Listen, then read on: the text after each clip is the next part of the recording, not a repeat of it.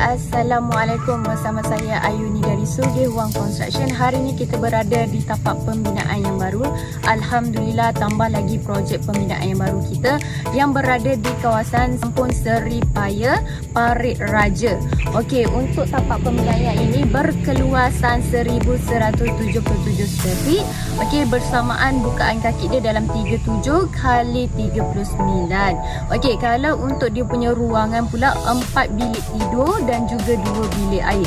Kalau kita tengok progres semasa sekarang yang berada di belakang air ni, progres dia adalah membuat beam lantai. Okey, jom kita tengok dia punya ruangan, dia punya keluasan dan juga progres semasa. Okey, jom.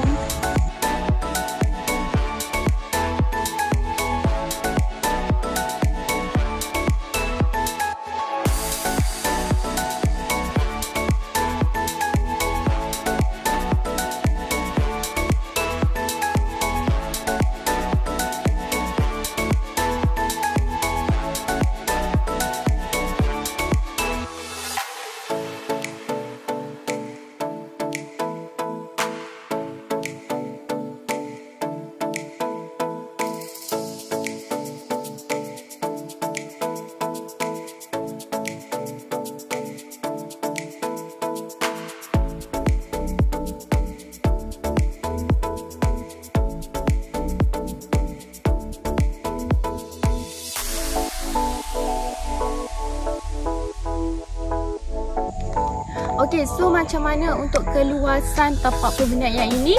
Dia punya ruangan. Okey, so untuk anda yang ada tanah di kampung terbiar semak samun, tak tahu nak buat apa, boleh bina rumah, jadikan sebagai pendapatan yang pasif untuk jangka masa yang panjang.